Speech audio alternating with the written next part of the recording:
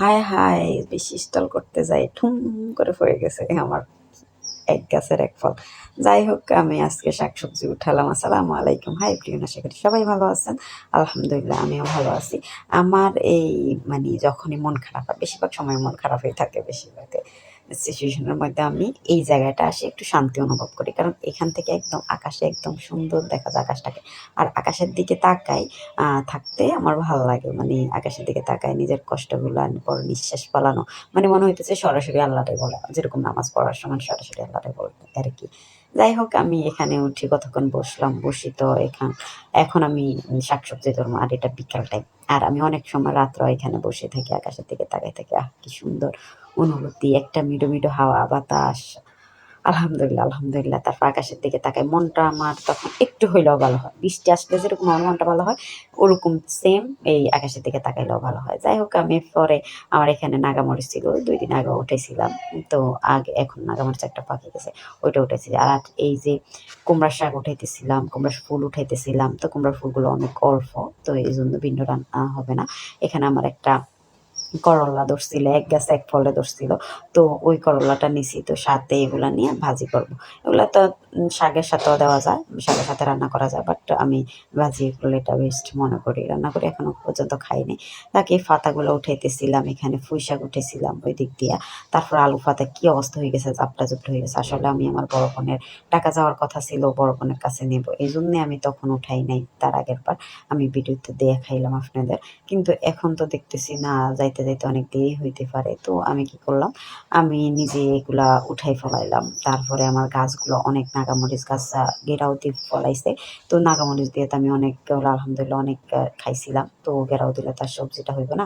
এজন্য আমি নাগামরিচ থেকে ওগুলো সরাইছি। আর এই যে এক গাছের এক ফল কি সুন্দর। আমি একটু স্টাইল করতে গেছি। যাও তো আমি স্টাইল-মিস্টাইল বেশি এত পারি না ভাই।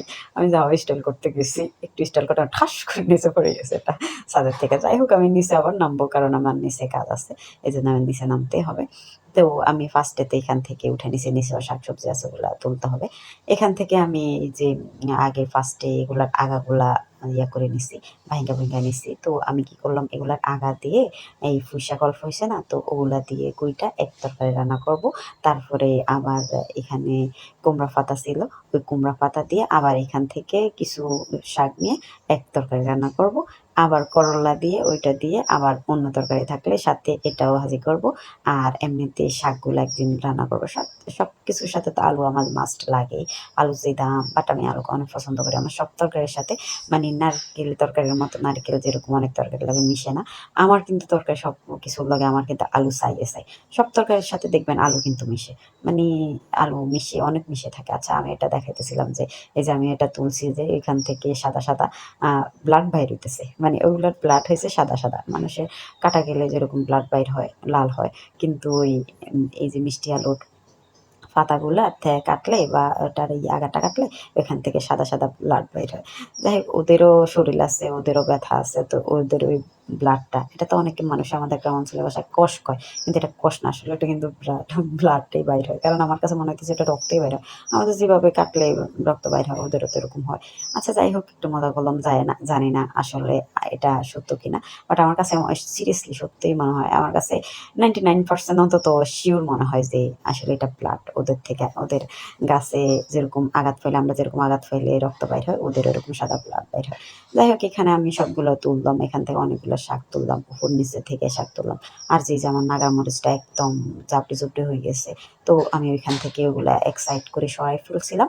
আর তার সাথে দিয়ে আবার এখান থেকে শাকও তুলছিলাম। তো অনেকগুলো কমে গেছে। শাক কিন্তু আরও তুলতে পারতাম। বাট এত শাক দিয়ে আমি করব কি? ৩ রান্না করার জন্য রাখছিলাম। মিলে একটার সাথে আরেকটা মিলে রান্না করলাম। আসলে আমার ওই দিনের শাক বেশি হয়ে গেছে। আ মিষ্টি আলুর শাকটা বেশি হয়ে গেছে। তো আমি কি করলাম, আমার থেকে ২-৩ জনে চাইছিল। আমি ভাবছিলাম ৫-৬ দিন পরে আবার হয়ে যাইব। এটা করলেই হয়। যত সেম তত আবার বাড়তে হবে। তো তা আমি ওদের দেওয়া হবে মানে 5 দিন পরে একজনকে দেবো, আবার 5 দিন পরে একজনকে দেবো, এরকম প্ল্যান করে রাখছিলাম।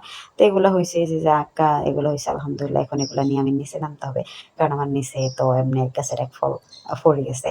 আবার প্লাস এখানে আমার কুমড়ার পাতা ছিল, তো কুমড়ার পাতাগুলো ছিলছে, এতটা মানে ওগুলা হয় নাই, মানে অল্প অল্প একটা দুইটা এরকম ভাবে হয়েছে। যাই হয়েছে আলহামদুলিল্লাহ, আমি খাইতে খাইছিলাম 2-3 দিন, আমার ভাগ্যে এটাই ছিল। আমি বিশ্বাস করি আল্লাহ যা করে আমাদের জন্য ভালোর জন্যই করে। আমার ভাগ্য যেটা আছে ওটা ওটা অতটুকু পর্যন্ত, যতই আমার ভাগ্য মানুষের বদলাই ফেলুক না কেন, আমার এটা থেকে বঞ্চিত করুক না কেন, কিন্তু আল্লাহ যেটা আমার ভাগ্যে আছে আর রাখছে, ওইটা থেকে আমার এই পৃথিবীর সবাই মিলে একসাথে হইলেও আমার বঞ্চিত করতে পারবে না। আবার আবার যেটা ভাগ্য নাই, আমি যতই চেষ্টা করি পৃথিবীর সবাই আমার সাথে একসাথে হইলেও ওইটা জীবনও হবে না, এরকম টাইপের আর কি। যাই হোক, আমার যা ছিল ভাগ্যে আমি তাই পাইছিলাম। 2-3 দিন খাইছি, খাইতে খাইতেছিলাম। এই যে কারেন্ট চলে গেছে, পরে সন্ধ্যা হয়ে গেছে, পরে পিকচার তুলে নিছিলাম, এগুলো তুললাম। যাই হোক, সবাই ভালো থাকবেন, সুস্থ থাকবেন, আর সবাই সবার জন্য দোয়া করবেন। আল্লাহ হাফেজ। ভিডিওটা ভালো লাগলে লাইক কমেন্ট শেয়ার করতে ভুলবেন না, প্লিজ প্লিজ সাবস্ক্রাইব করবেন। আর আমার যারা যারা অনেক বন্ধু আছেন, বান্ধবী আছেন, তাদেরকে অনেক অনেক অসংখ্য ধন্যবাদ আমার সাথে থাকার জন্য। আমি জাস্ট আমার লাইফস্টাইলটা শেয়ার করি, হয়তো বা ওরকম বা এগুলি হয় না, সবার মতো স্টাইল করা হয় না। আমি যেরকম করি ওরকম টাইপের শেয়ার করতে পছন্দ করি। আর আমি এমনিতে এত বেশি স্টাইল না, আমি যেটা পছন্দ করি ওইটাই আমি আপনাদের সাথে শেয়ার করি। আসসালামু আলাইকুম, সবাই ভালো থাকবেন।